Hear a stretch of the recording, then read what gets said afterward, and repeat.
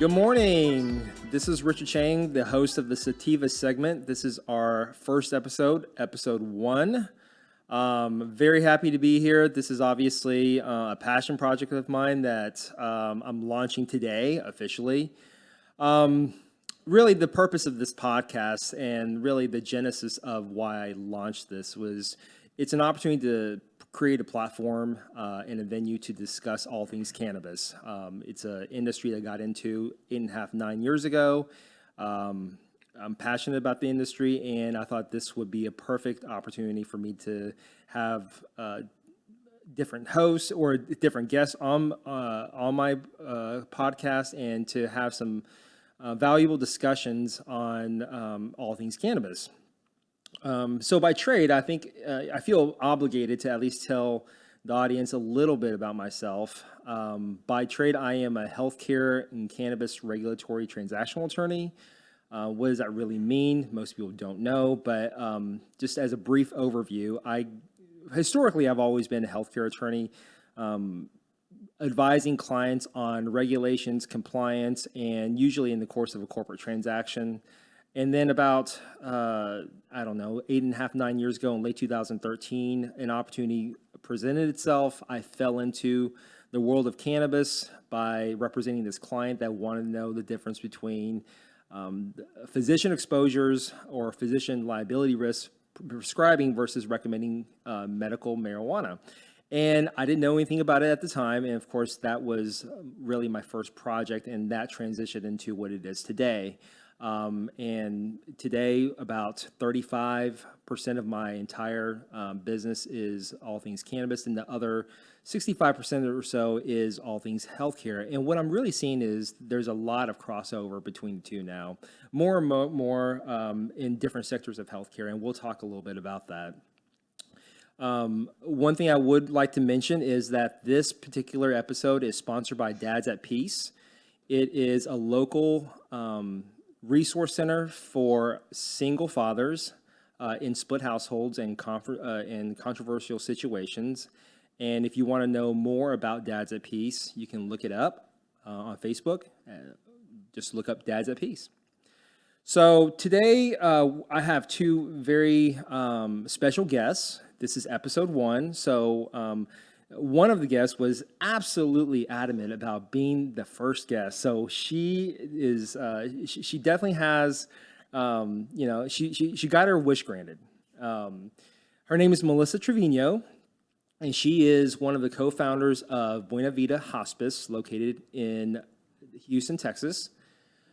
And she and I will have some good discussions, right, Melissa, about hospice and hospice services.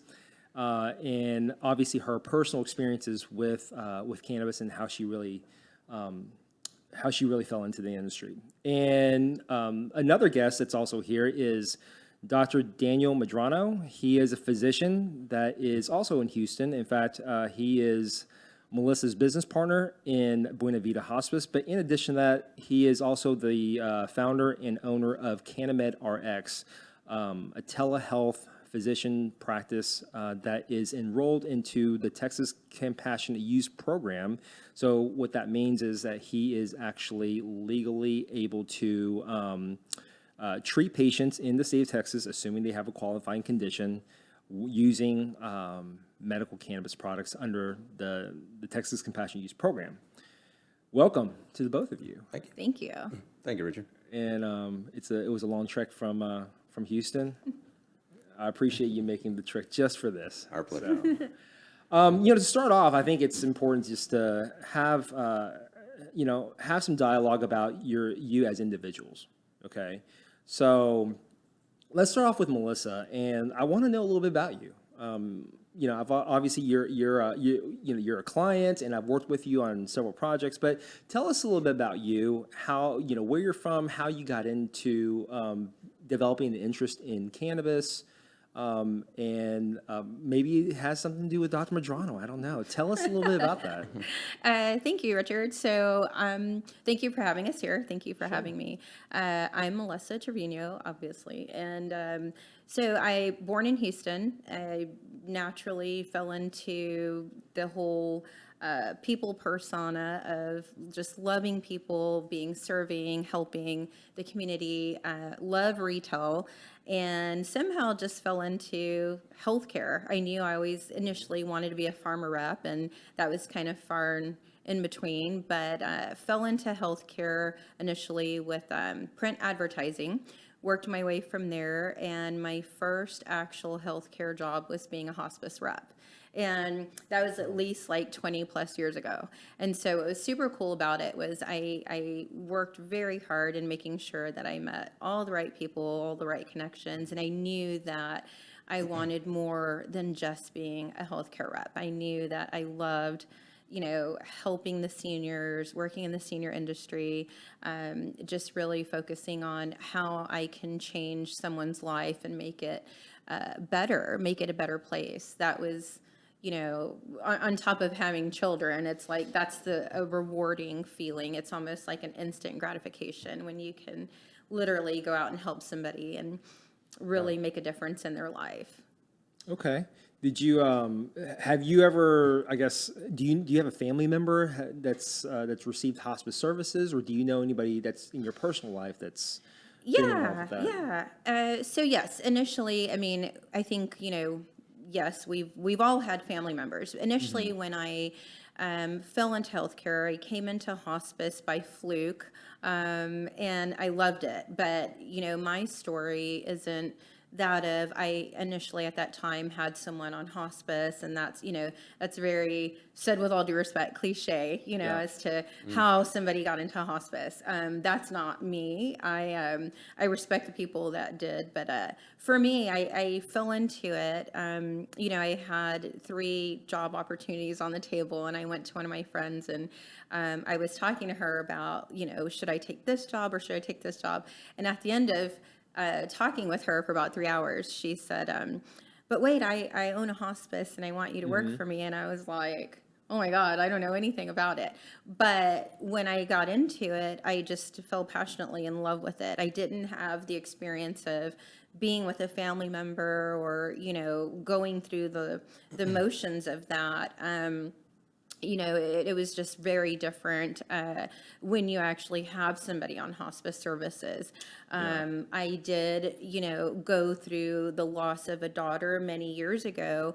And so that is a little curve, turning point for me in my life of when it comes to the state and, insurances and senior rights and the opportunities and things that are available to somebody, I could say my experience was more so on that side because I was young when my daughter died at a young age. It was difficult for me to understand the system of healthcare. I didn't know that the Ronald McDonald House existed at the time.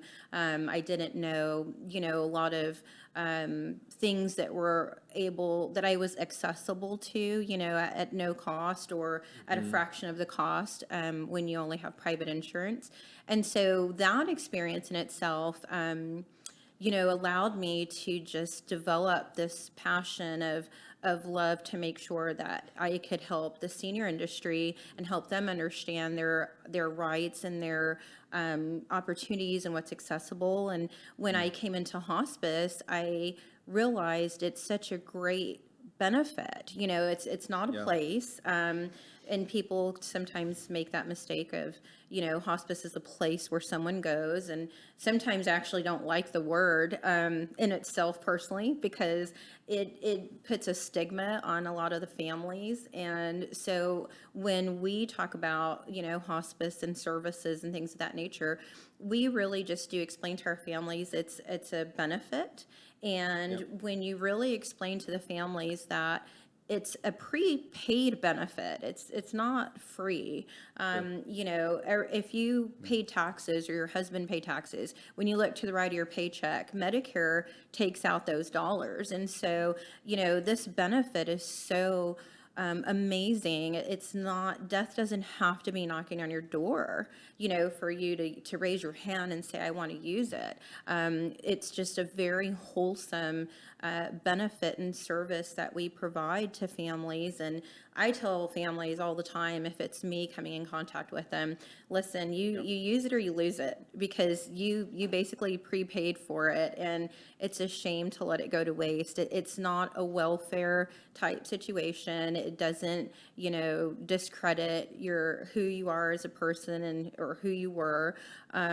It's definitely a very underutilized benefit and program. And so I'm just very excited to be able to get into that concept of healthcare. It's Okay. Well, I mean, obviously you clearly have a very strong connection to the hospice services, given your, obviously your daughter's death and all the other life experiences you've had. And to your point, it is paid for by Medicare. It is a Medicare-based service. But I guess help me understand how you got interested in cannabis, though. Yeah, so that puts a smile on my face. So in over 20 years of working in hospice, working for a little over 6 different hospices dedicated, I really got burned out actually in over 20 plus years, 2 decades of my life, just solely dedicated to hospice. And I got burned out because through my entire career, I always wanted to be different. I always wanted to be able to offer our families the highest, utmost, anything we could do above and beyond.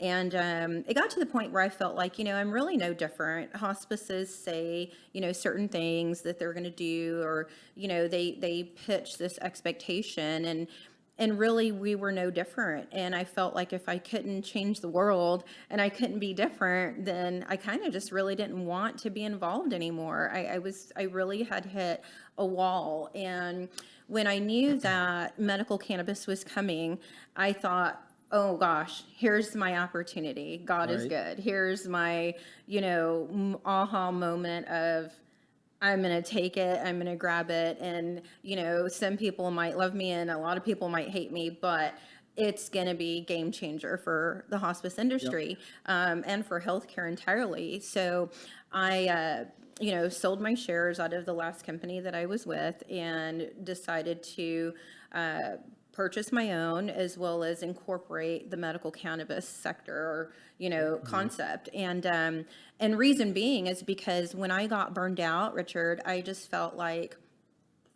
man, we just continue, when you talk about quality of life and you talk about really wanting to change the perspective, or, the narrative for someone's life at end of life, and you're given a comfy kit, which consists of certain medications, and, giving quality of life is giving back and actually allowing the patient to engage.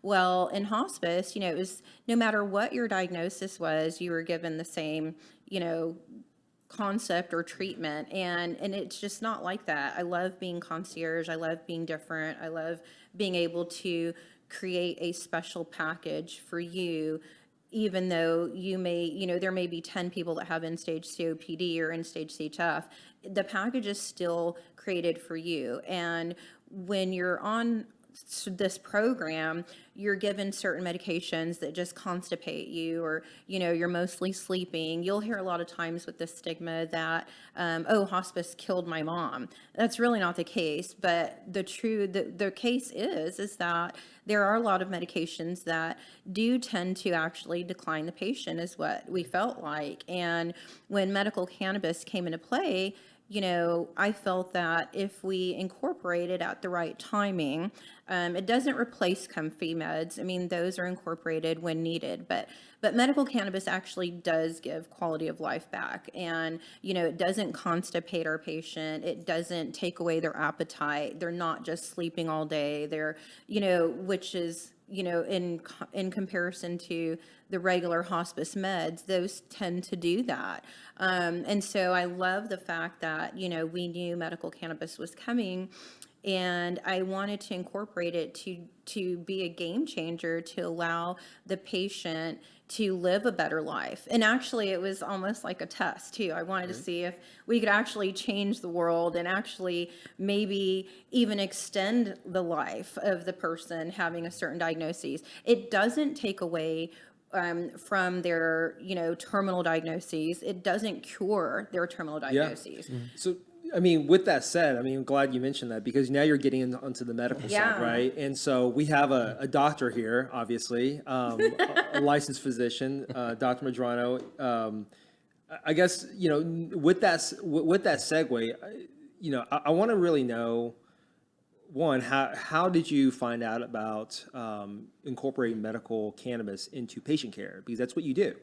Right. And, and what are your thoughts on incorporating medical cannabis with patient care at the beginning, and how has it evolved over time?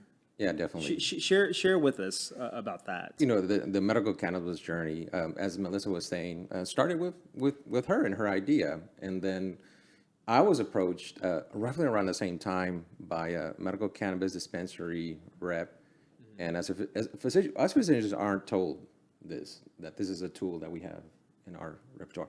And so So I want to interject. So how much medical education did you receive in medical school on medical cannabis or the endocannabinoid system? We very, very limited. It was in pharmacology, but what they teach you is that it's a Schedule 1, that it's a medication that is not accepted by the medical mainstream, that it shouldn't be used. And they don't really mention the actual modalities you can use now, gummies versus, tinctures. Yeah. They talk about smoking marijuana. And so medical school doesn't teach you that. And so when that rep came and presented the medical cannabis, like most physicians now, I wasn't even aware Texas had that option. And then it was a very steep learning curve after that, really learning how we can put this medication in use for our hospice patients, but also palliative care, right? So palliative care is somebody who's not terminal, but certainly has a life-limiting disorder, a disease. For example, COPD or congestive heart failure. Yep. You may not die from that disease process within 6 months or a year, but certainly you want medications to improve your quality of life. And we felt medical cannabis could do that. Okay. And so you ask, how was it at the beginning? How's it now? In the beginning, it was some trepidation. You're not trained as a physician to prescribe it, and so it was a self-education on my part, reaching out to other professionals, reaching out obviously to you on the legalities of being able to do that as a Texas physician. That was a worry too. I was worried about the state of Texas. Are they going to come and knock on my door one day and say, hey, listen, we heard you're handing out marijuana to your patients? So are you seeing that some of your colleagues have that same level of reticence when it comes to medical cannabis? Because you briefly mentioned that, hey, listen, I'm a physician. You have something to lose. You have your physician license. You have different registrations, DEA registration, so forth.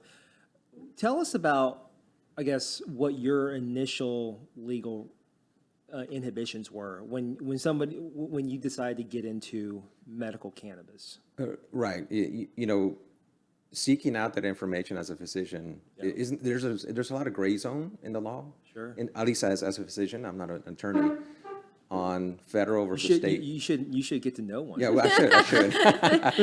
I was introduced to a very good attorney. We have a great attorney. It's Richard, by the way, if you're quite wondering. And so there's definitely a lot of trepidation. I think a lot of physicians still will not, even when I educate them, will not prescribe.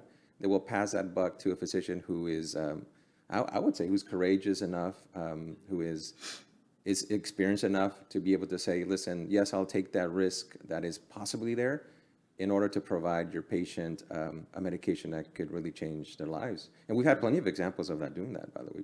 Yeah. Hospice and non-hospice. Sure. So you mentioned different products, tinctures, lozenges, gummies.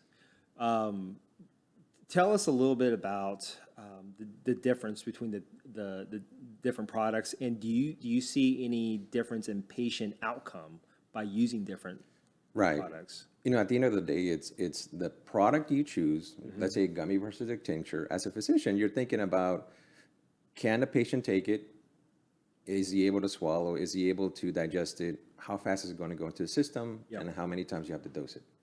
And so because once again, this is not something that you're trained on. You have to go outside of the medical literature, the training, right, the residency and the medical school training, and get that information so that you can dose it as any other medication, as you would morphine. Does one get into the bloodstream faster than the other, or like physiologically, are there differences? For There the is, patient? yeah, there is. Tell us about that. The one that gets into your system faster isn't allowed in Texas, which is smoking and vaping, right? And Darn maybe it. maybe one day, but You know, digestion of the tincture is going to be quicker versus like a gummy. yeah. And a lozenge, because if you take it in your mouth, and you let it really melt, it'll go in a decent amount of time.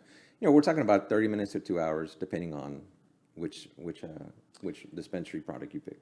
And I guess, what are some of the outcomes that you've had using the products that you Right. used now versus before you decided to? Really, let me change that question. Before you started using the products Mm-hmm. under TCUP, Texas Compassionate Use Program, were there differences with the type of outcomes you were striving for versus now that you've been in the program for a couple of years? You've obviously have incorporated medical cannabis into your physician practice, which is CannaMed RX. Right. What are some of the differences with patient outcomes have you seen? Just some anecdotal examples. Right. In broad terms, Yeah. at the beginning, I was underdosing because I You were underdosing. I wasn't confident enough to say, hey, listen, Okay. we're going to do 2 or 3 products, and this is what you can do, Mr. Smith. It was just one product. Okay. And because of that, the patients sometimes will get frustrated. I don't feel anything. This isn't working, et cetera. But as I gained experience and I read up and I CMEs and going out to conferences, I was more comfortable dosing it higher.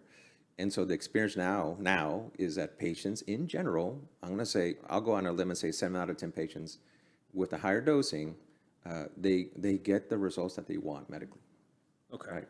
Okay. Right. And there's 2 kinds of patients. There's our hospice patients, which are terminal patients, which by default will pass away within 6 months or give or take. We dose them a little differently. They tend to be elderly. We keep a close eye on them. We have nursing staff to follow. CannaMed RX deals with patients who are usually non-hospice. And so now we're talking about, PTSD with our veterans. We're talking about, cancer. We're talking about things that aren't necessarily going to end a life in 6 months.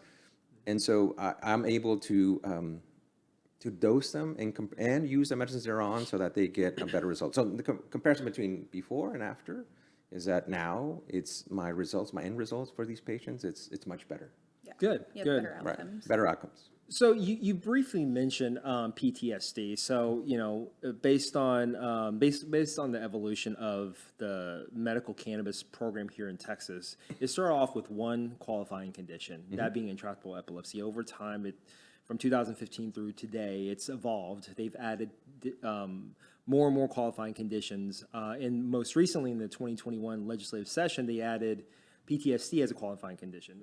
I guess, have you seen an increase in the number of, variety of different types of patients as time has transpired?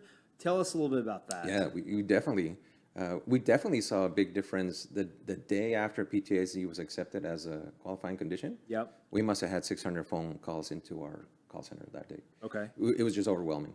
And then when it changed to terminal cancer to all cancers, that was also a big deal. And so, yes, and now we're seeing patients of all ages. We have a physician on board who is an internal medicine pediatric board certified, and he deals with our teenagers and our younger patients. Okay. And he's Epilepsy enrolled and with autism. TCUP as well? Yes. Yeah, we employ physicians under the CannaMed RX who are specialists in other fields, right? This doctor is a pediatrician, board certified, and so he deals with our autism and our epilepsy patients. Yep. So the spectrum has widened enough now that we're able to treat a larger qualifying conditions, because also, I think also patients are hearing more about it. The public is hearing more about medical cannabis. Yep. You see it more, right? They look into it more. They're more vested into it. Sure.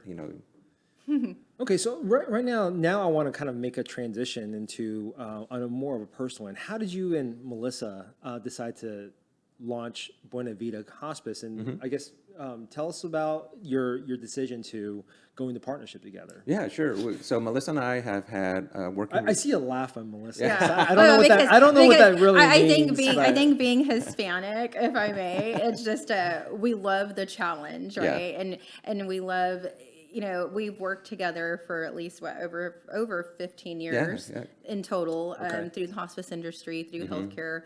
I love the fact of his intelligence, his knowledge in medicine from a board certified hospice Sure. and palliative care standpoint. But we love the challenge. And so ironically, when I came to him with this idea and this plan, and we decided to open Buena Vida Hospice and CannaMed RX at the same time, it was a challenge of trying to overcome the stigma. So I was like, we were like, medical cannabis, yes. What more could people be afraid of? It's like they already have this stigma with the word hospice. So now let's just challenge ourselves to be the first to pioneer the whole medical cannabis and hospice, because it has such a stigma. There's still such a lack of knowledge not on our end, but like on the community's end in the state of Texas. And so going back to Dr. Medrano, I'll let you explain, but I was laughing because we love the challenge in healthcare. We love to pioneer and be the first. We love to, just be able to set the bar for the next, so to speak, to come. Right. And so. And it's been challenging because we decided to go on this journey as partners, right? It used to be where Melissa was representing a hospice that I would be a medical director for, or I refer patients to. And then, and there were things that we didn't like about, Correct. Some hospices, and her and I sometimes would be on the phone and we would complain about, hey, this patient didn't get this, and that's not right. So finally, we decided, listen, if we're going to do it right, we have to do it. You know what they say, if you want to do it right, get it done right, you do it yourself. That's right. And so we decided to do it ourselves. And so we took that challenge, but we took that challenge right before COVID. And so it's been very challenging to open up the CannaMed RX clinic and a hospice in the middle of COVID, where your hospice has to go through all this We did it from accreditation. scratch. And they were pushing back. They don't want to see us in person, COVID protocol. So yeah, when you say challenging, it's been challenging. But I think us joining forces, her experience on the business side and my experience on the clinical side as a hospice and palliative care board certified physician. Yep. It's been amazing. Yeah, I thought it would be a great So thing. you've used the word palliative care a couple Yes. times, and we've thrown out the words hospice. There are plenty of people out there, probably the ones who are hopefully listening to this podcast, they don't know the difference between palliative care and hospice. As a physician, can you explain the difference? Can you tell us what the differences are? Not going into medical terms, just in layman's terms, truly hospice is end of life. It is, you have X amount of months, maybe weeks, maybe days, maybe less than a year. Your medical condition is you're gonna pass away from it. Palliative care, it encompasses some of that. There's some overlap, because there's an overlap between hospice and palliative at a certain point. Palliative care is for a condition, a permanent condition that you may have, that you're not going to cure it, it's uncurable, but yet you can still get quality of life and symptom management by a palliative care physician to get you to an end result where you're not in continuous pain or short of breath all the time, or you can't get out of bed because your legs are too swollen because your heart's failing.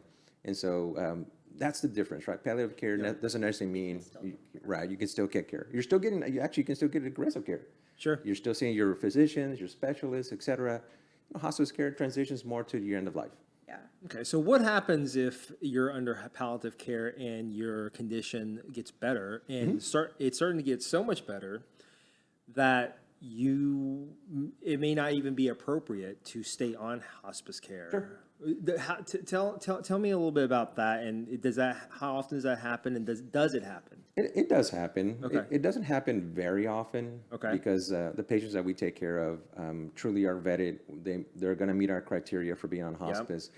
But we also have to answer to the criteria that CMS, the government, Medicare, and so yes, patients will say the term you hear in the hospice arena is they graduate out of hospice. And the interesting is a lot of these patients get better because you put that team into their home. You put the social worker, the chaplain, the nurse, the director of nursing, myself as a physician, and they get this attention, all of a sudden they perk up, right? They feel better, they look better, and that end of life gets pushed out a little bit further, and so they graduate out of it. But rarely do we ever discharge somebody and then they don't come back, because eventually that disease process will follow its natural trajectory, and you will need to be placed back on hospice. Okay.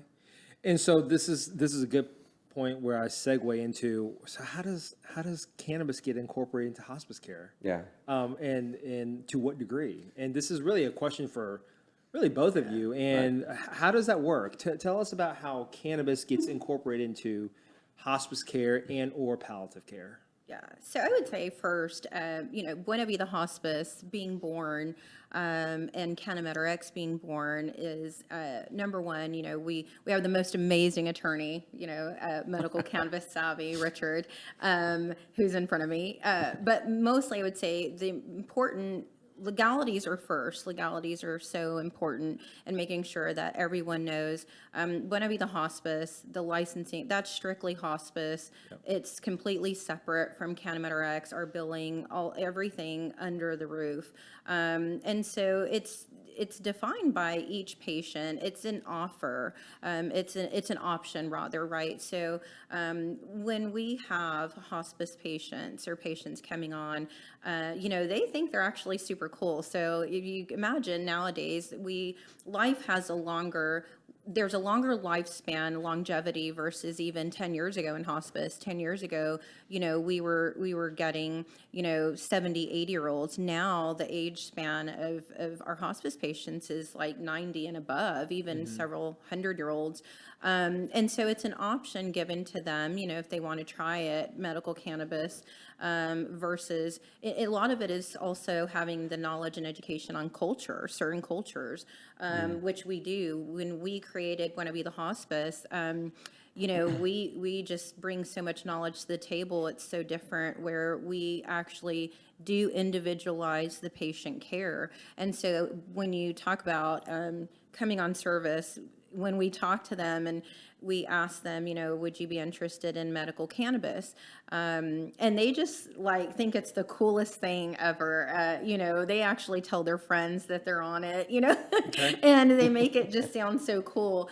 But it goes even further, I would say, even just from I'll pass it to Dr. Medrano, but just every patient is, either they're going to want it or they're not. But sometimes we actually get the community that calls us on their own and says, I'm looking to come on hospice.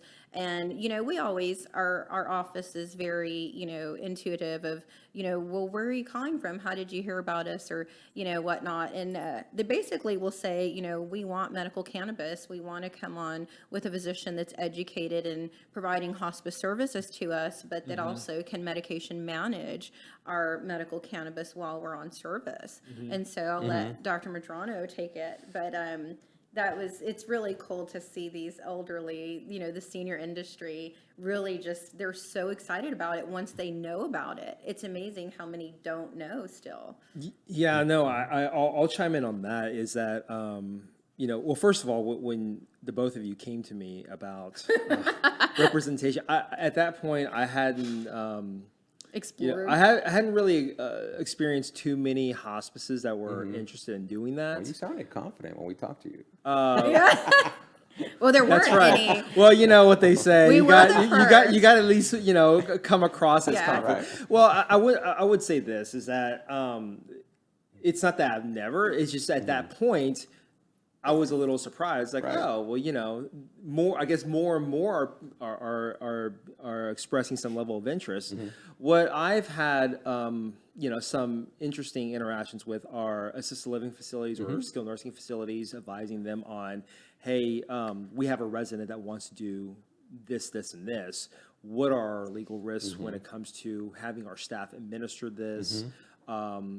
It's well known that in the post-acute care world that there are certain skilled nursing facilities that are using a lockbox program and there's a very specific protocol. And then, of course, I get brought in to develop policies and procedures and educating them about how to follow that such protocol. So when you guys came to me and said you wanted to do this, I was pleasantly surprised, but nevertheless somewhat surprised. I guess shifting to Dr. Medrano, you know, what are the outcomes, clinical outcomes, are you seeing with using medical cannabis for the palliative demographic and for the hospice demographic, Being the first. yeah, Right.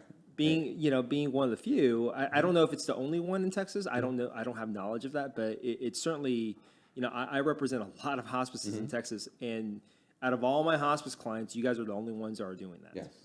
I think we were the committed. first, right? I believe so. Back then. And we decided to be committed, and so that being said, on the clinical side, that medication, I consider a medication, gets put into the patient's medication for hospice and palliative care, whatever they're taking, and we've had success. Now, I just want a disclaimer because it's not a cure-all. Yeah. Right. It works great for our elderly patients who have Alzheimer's, dementia, anxiety, insomnia because of their disorders. It helps with the anxiety of the thought of passing. It helps the family because those patients, the anxiety level goes down. They sleep better. I'm able to take away some of the medications they were on before.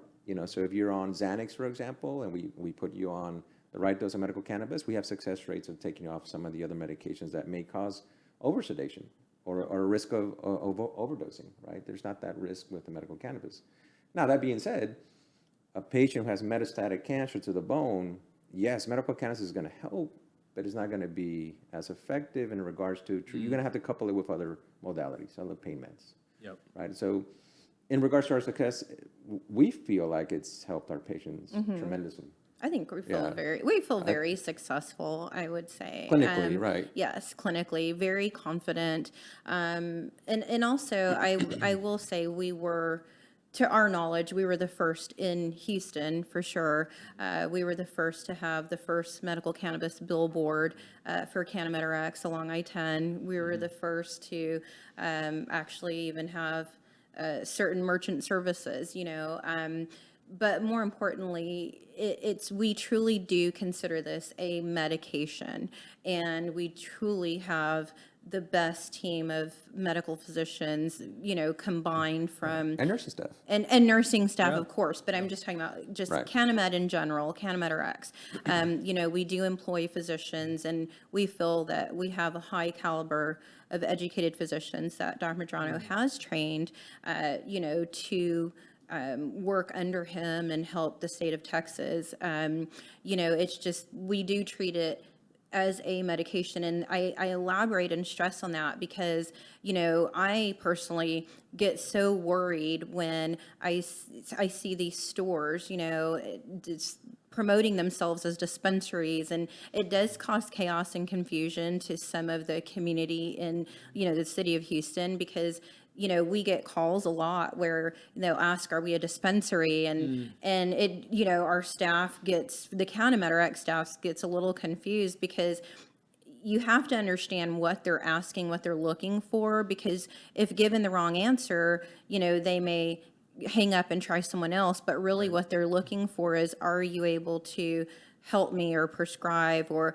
and so I think the terminology and verbiage gets crossed. Yep. And so as a medical clinic, to our knowledge, we were the first standalone medical cannabis clinic in Houston.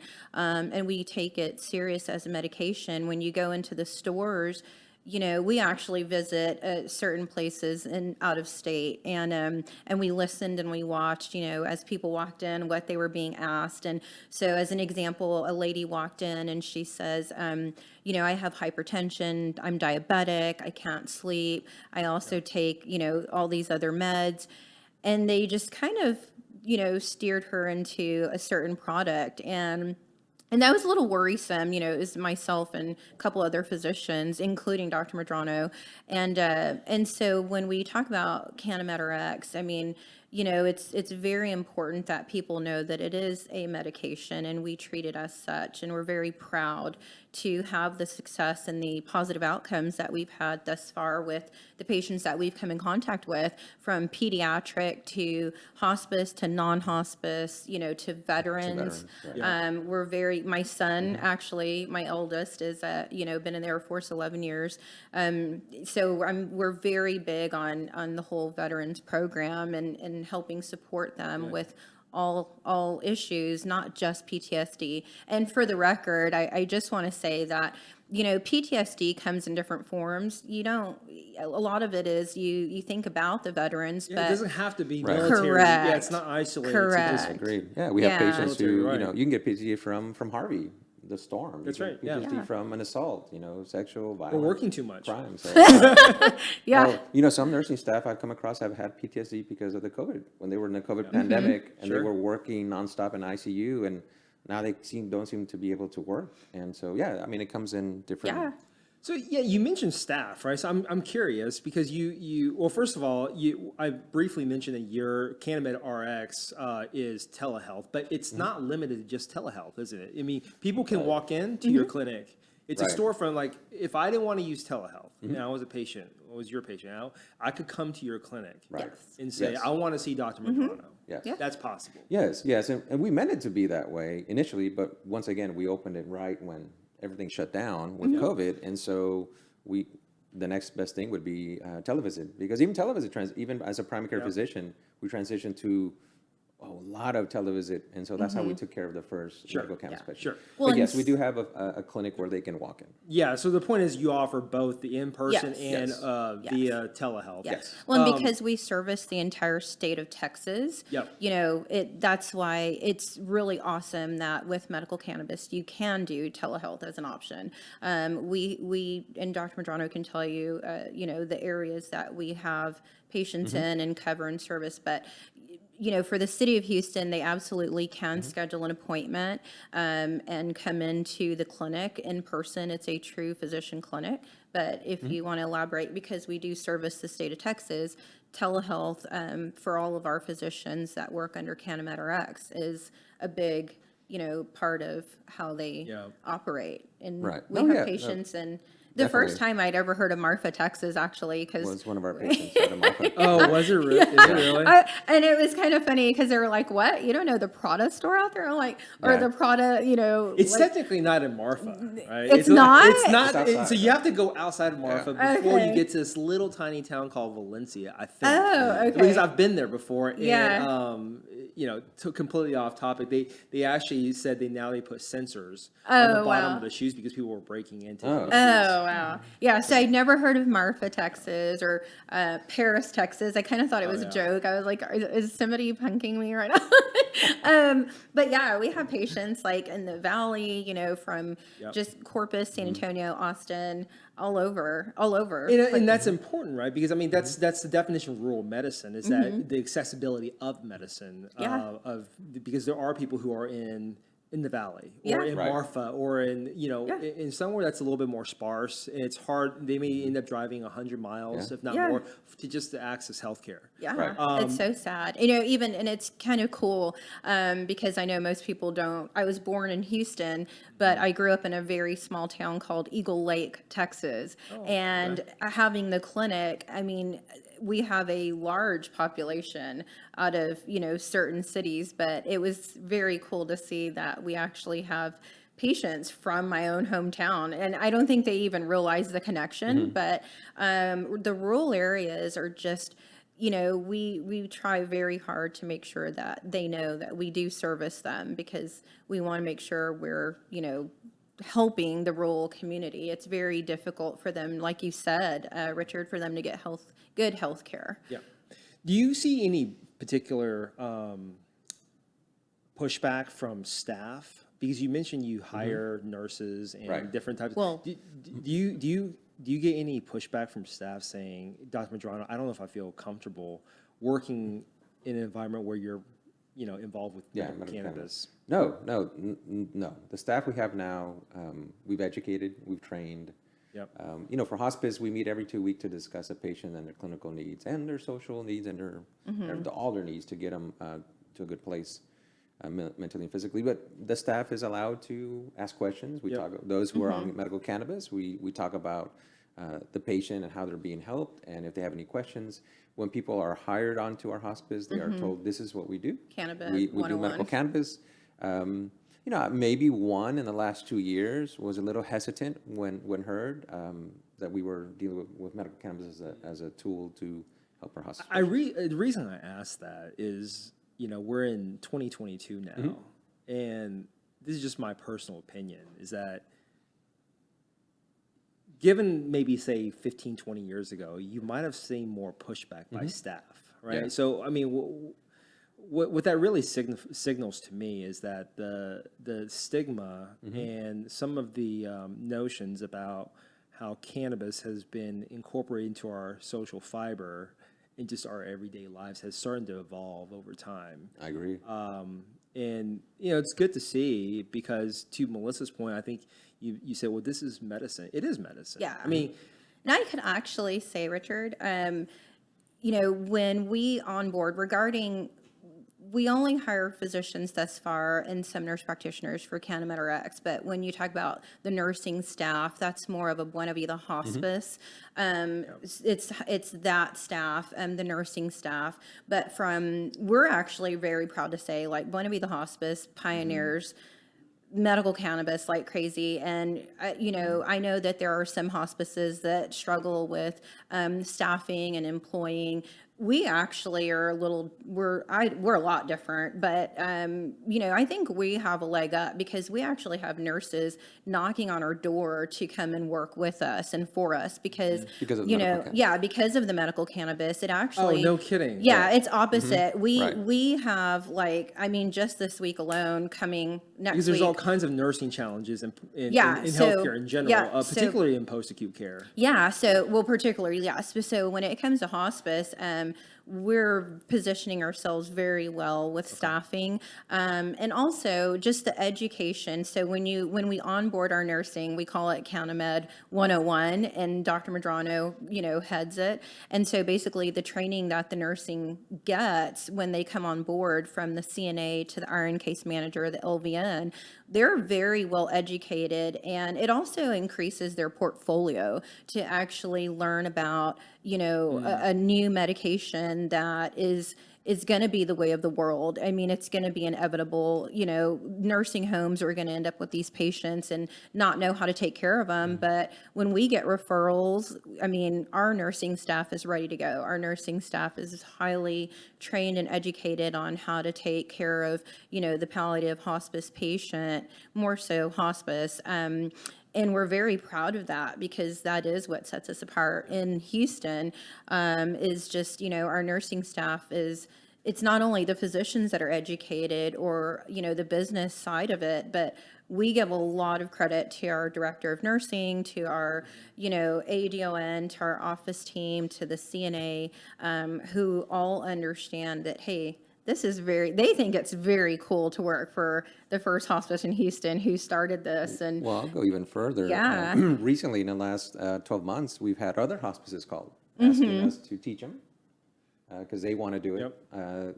You know, they want their medical director to prescribe. They want to know what the legalities, what's going on. How did your agency take care of it? And so those they opportunities need are Richard opening up. first. No. Right? Those opportunities are opening up for us to perhaps also consult out to outside hospices and tell them, hey, listen. Yeah, it sounds like the community's being, I guess, they're opening up their arms a little bit more to the concept of incorporating this because I know, Melissa, you and I have had a couple conversations about, and we won't name any names certainly, but different sectors of healthcare that has come to you about potential business opportunities. Yes. Right? Incorporating cannabis into their overall patient care.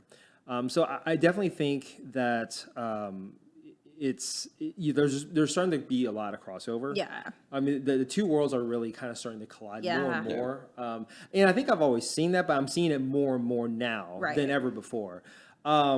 You know, this is really going to be a last question. We, you know, in the interest of time, we do have to start wrapping it up. But in your own words, do you have any insight on, for other doctors who want to get into this? Do you have any insight for them, just in general?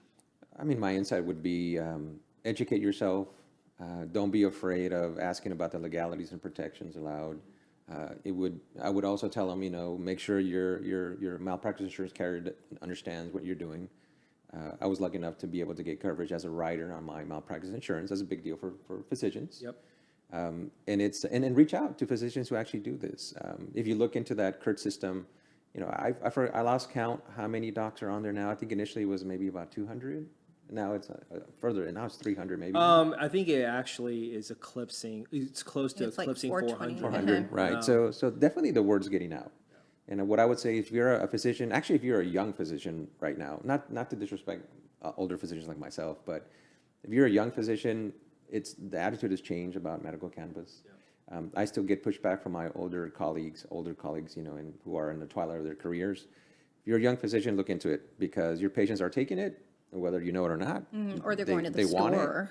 Or they're getting it illegally, and you don't want that. Right. And as a physician, if they're not telling you what they're on, and you're trying to treat their disease process, it's a disadvantage to you to take care of that patient if you're not fully invested in what they're willing to put in their body to take care of their symptoms. And Melissa, do you have like an abbreviated tip for starting or to get involved with hospice, or maybe it's a tip for patients? Anything you want to say? I would just say, in kind of following what Dr. Medrano just said, number one, you have to have a strong medical leader, and we do with having Dr. Medrano on board. Leadership is important. I just kind of want to throw that out there as far as if there are any physicians that have questions, they can freely call Dr. Medrano and, contact him through the CannaMed website or leave a message, whatnot, because it all starts with a strong leader, a strong physician leader. It starts with a strong, amazing lawyer, but then the physician leader. And in regards to hospice, again, I give props back to our lawyer, which is Richard Cheng, because it's important to understand the legalities when it comes to hospice. It's not easy. When I say that Buena Vida Hospice truly pioneered this whole, new ever-changing game or game changer in the beginning, it's, there are a lot of legalities that come with having the hospice, it being government funded, keeping it separate. For hospices out there, if anybody has a question, because we are also adding the consulting component to our company, which would be CannaMed management, they can feel free to call us. But in regards to any patient across the state of Texas, even if it's a hospice question, any hospice, any patient, my advice would be just to always remember that you have rights as a human being, and you don't need a referral from a physician for medical cannabis. You can literally raise your hand and just decide to give us a call and inquire about it, right? And you don't need a physician referral to come on hospice with us, but we do have to, of course, have paperwork and statistics that show XYZ. But just to ask a question, you don't need a referral just to ask a question. And so I would always guide people to our Buena Vida Hospice website, www.com. www.buenavidahospice.com. As far as CannaMed RX, it's CannaMedRx.com. And just make sure to ask those questions. There's never a silly question. Sure. Every question's important. We're always looking forward to, hearing questions, because it also creates new feedback, new awareness, even for us on the business side. So we're very excited to have been here. We're very thankful to you, and just very excited to be able to service the entire state of Texas. Great. It's awesome. It's been great. I mean, it's really been great. Well, thanks, Melissa, and thank you for all the kind words. I appreciate it. I know we're running a little bit low on time, but I just want to say I really thank you to both of you for making the time to be on episode 1 of the Sativa segment. Thank you. And it's been a wonderful discussion. and I'll keep emphasizing, healthcare and cannabis is starting to really collide together and cross over. And with the crossover, I just want to point out that there's this particular book published by the American Law Association. I had the honor and the privilege to be one of the co-authors of that book. I promise you, I'm not getting royalty fees off of it. I just think it's a good guide. A lot of other really good attorneys that contributed into that publication. But again, it's called The Healthcare and the Business of Cannabis. And it's published by the American Health Law Association. That is it. I've really enjoyed this discussion, and I think it's been very educational for me. And hopefully, your knowledge and your depth is going to reach out to all the listeners out there. Thank you, Richard. Well, we're very honored to be here and to be the first. Yes. It's a really big deal to be the first. It is a big deal to you, Melissa. And you got the first spot. So Thank you. Thanks again, Richard. Thank all right. you. Well, thank you. I appreciate it. Thanks so much. Okay. Bye-bye. Bye.